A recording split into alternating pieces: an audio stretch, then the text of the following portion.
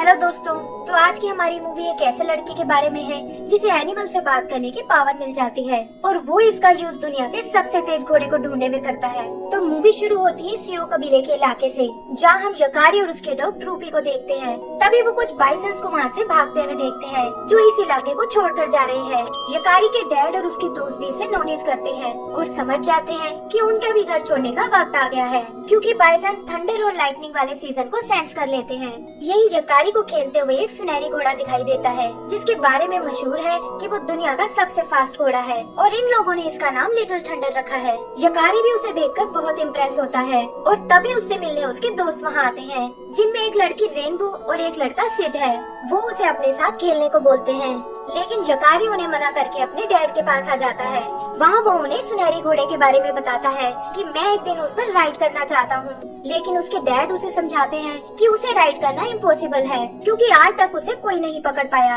आगे हम उन सबको वापस कबीले में आते हुए देखते हैं, जहाँ उसकी मॉम उसे बताती है कि आज रात तुम्हें स्पिरिट ट्री पर आना होगा, क्योंकि कबीले वाले एक बड़ा फैसला लेने वाले हैं। फिर वो एक बड़े से पेड़ पर चढ़कर रिलैक्स करने लगता है, जहाँ से उनके कबीले की ईगल हिल दिखाई देती है, जो उनके पवित्र पक्षी ईगल की निशानी है।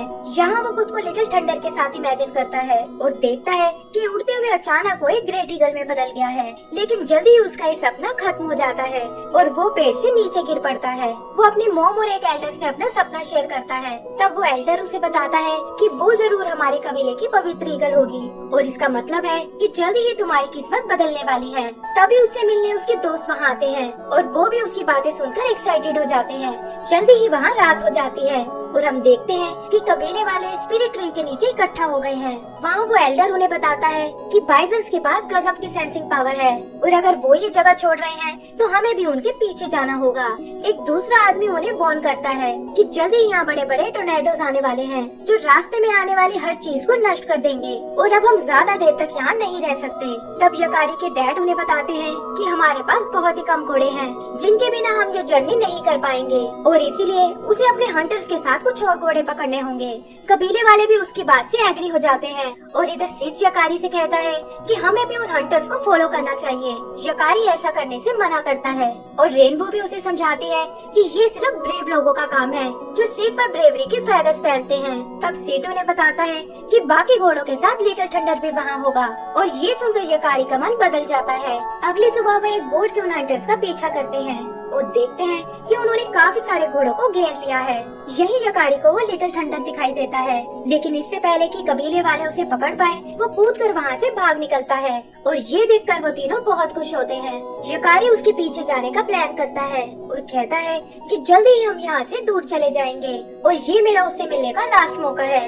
रेनबो को लगता है कि वो जरूर खुद को किसी मुसीबत में डाल लेगा और इसीलिए ड्रूपी को उसके पीछे भेजती है। इधर यकारी उसे ढूंढता हुआ एक घाटी तक आता है और देखता है कि लिटिल थंडर एक जगह फंसा हुआ है। वो अपनी जान पर खेलकर उसकी मदद करता है और कहता है कि मैं बस तुम्हारा दोस्त बनना चाहता हूँ, लेकिन वो घोड़ा उससे डरकर भाग जाता है। ड्रूपी भी उसके पीछे वहाँ तक पहुँच जाता है और यकारी उसे बताता है कि अभी अभी मैंने लिटिल थंडर की मदद की है। तभी वो एक बड़े सी ईगल को आते हुए देखता है और वो उसे उड़ाकर आसमान में ले आती है। यकारी कहता है कि तुम तो बिल्कुल मेरे सपने जैसी हो और तब वो ईगल उसे बताती है कि मैं तुम्हारी प्रोटेक्टर ईगल हूँ और जहाँ तुम जाते हो मैं हमेशा तुम्हारे साथ होती हूँ।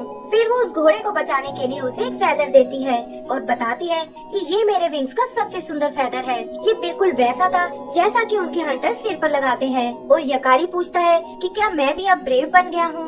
ईगल कहती है कि अच्छा काम करने वाले हमेशा ब्रेव होते हैं और फेदर के साथ साथ उसे एक और गिफ्ट भी देती है जो आज तक किसी इंसान को नहीं मिला।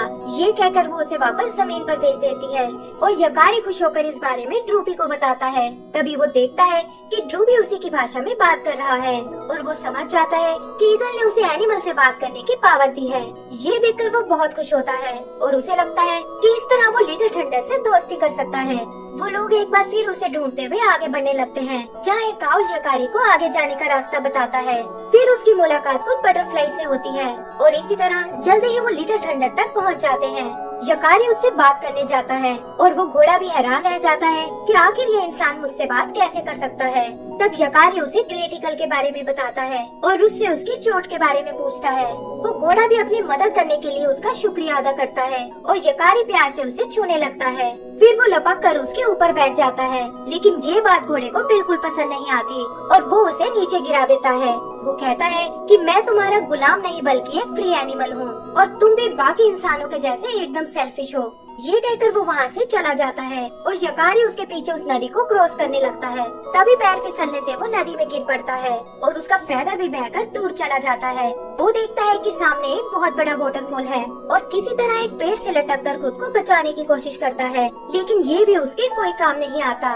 लिटिल थंडर भी उसकी चीख सुनकर उसे चेक करने आता है, लेकिन तब तक बहुत देर हो चुकी थी और यकारी वाटरफॉल से नीचे गिर जाता है। लिटिल थंडर ड्रूपी से तुरंत इंसानों को बुलाने को कहता है और खुद भी यकारी को ढूंढने नीचे की ओर चला जाता है। आगे का सीन कबीले का है, जहाँ सिड और रेनबो उसके पेरेंट्स को सारी बात बताते हैं और उसके डैड कहते हैं कि हमें तुरंत इस बारे में कबीले वालों को बताना चाहिए। रेनबो चुप कर उनकी सारी बातें सुनती है और बताती है कि कबीले वाले ज्यादातर यहाँ रुकने को बिल्कुल तैयार नहीं है और उन्हें ये काम अकेले ही करना होगा।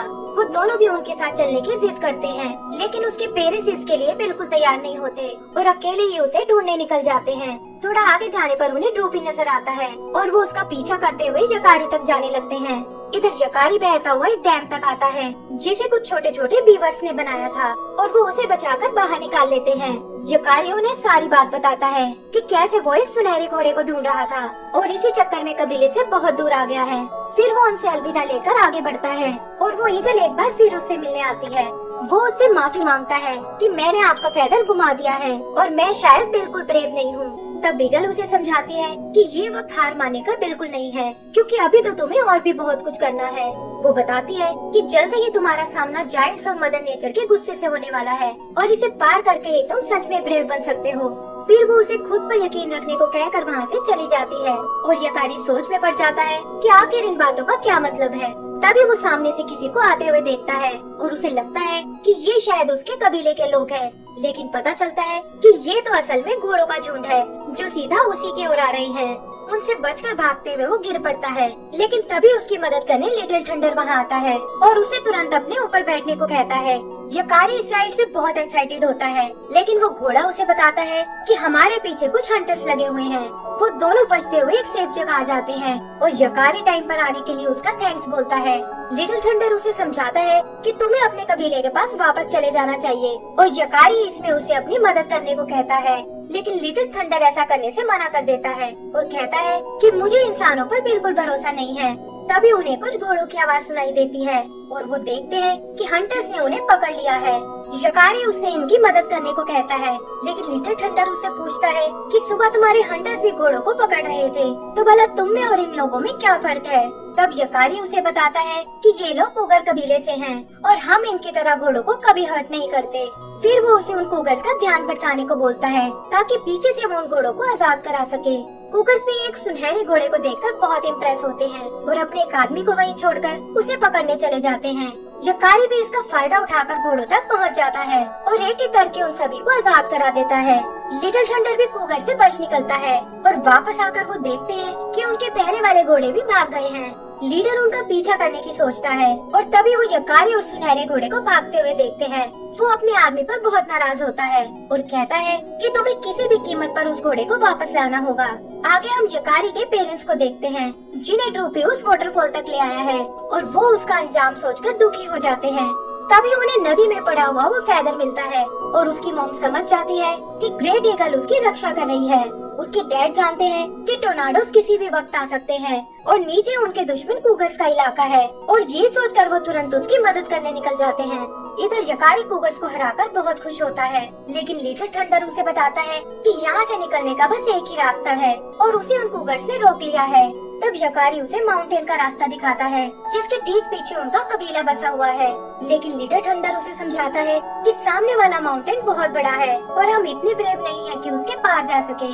ये सुनकर यकारी को ईगल की बात याद आती है और वो समझ जाता है कि वो जायंट असल में ये माउंटेन ही है जिसे पार करके वो ब्रेव बन सकता है।